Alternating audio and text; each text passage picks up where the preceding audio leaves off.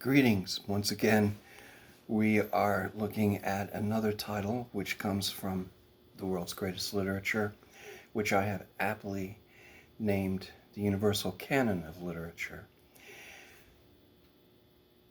The title at which we will be looking is Daisy Miller, a novel by the great 19th century American novelist Henry James. Before I proceed, I'd like to point out a little something. Henry James was just one of two famous brothers. Henry James, a novelist, and his brother, William James. Both were Harvard educated, both were affiliated with Harvard much of their lives, and both came from that distinct class known as the blue-blooded Boston Brahmin caste, to which the likes of Amy Lowell and others belonged. It was an exclusive club in the 19th century. But let's get on with the novel. Except for this, I failed to mention William James, his other famous brother, was the Dean of American Psychology.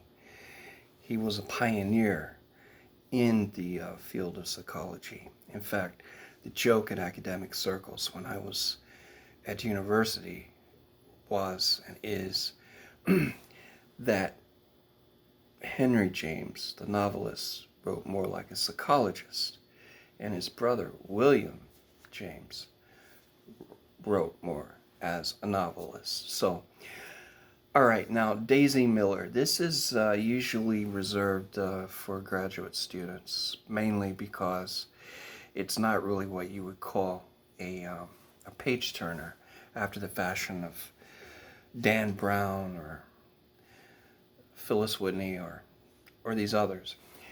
But Henry James was a pioneer in the modern American novel. Brilliant artist in his own right.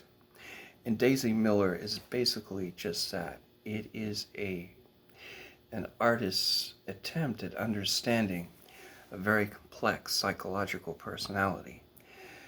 In this case of an ebullient, that means bubbly, wealthy young socialite by the name of Daisy Miller. This novel is actually a study in the character of this young American girl. She belongs to the nouveau riche class, which means French for basically the newly rich, not old money.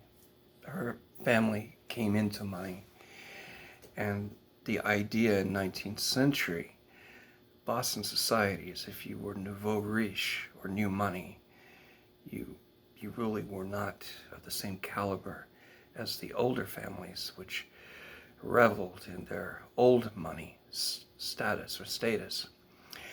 Now, Daisy Miller's mother, Mrs. Miller, is visiting Switzerland with her daughter, Daisy. There's an American expatriate there. An expatriate, of course, means one who has left his or her country and has taken up residence in another. This American expatriate is Frederick Winterbourne. He's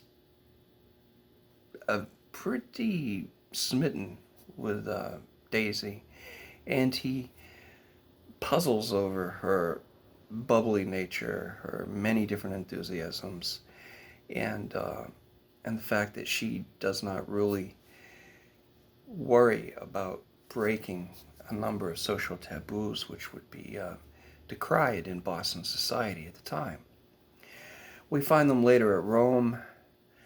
Winterbourne is upset to discover that Daisy Miller is indulging in behavior which would lead to her social ruin. Now you have to understand, this is more than 100 years before the hippie movement or the beatnik movement. Especially in 19th century upper crust society, people just didn't go off on tangents. They had to adhere to a certain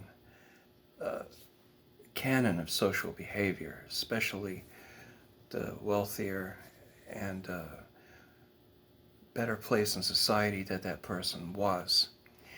So he's afraid that she's going to end up getting ostracized, utterly cut off. He sees her one night in the Colosseum in Rome. She's not alone. She's with another young guy whose name is Giovanelli.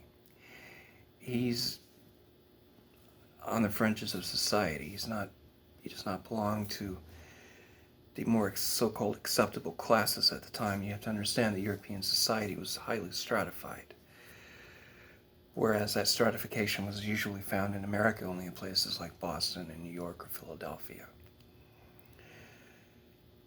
This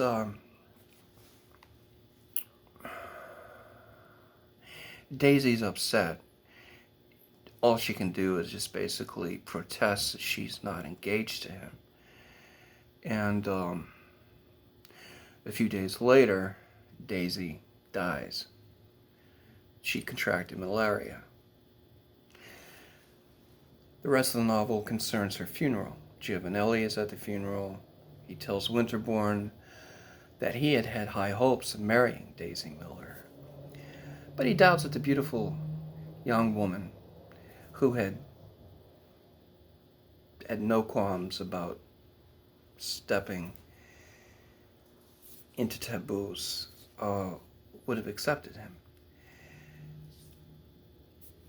This novel is otherwise not easy to convey. It's basically a novel you would have to read for yourself, and I wish you the best, and I hope you find enjoyment in this what was called a portrait piece.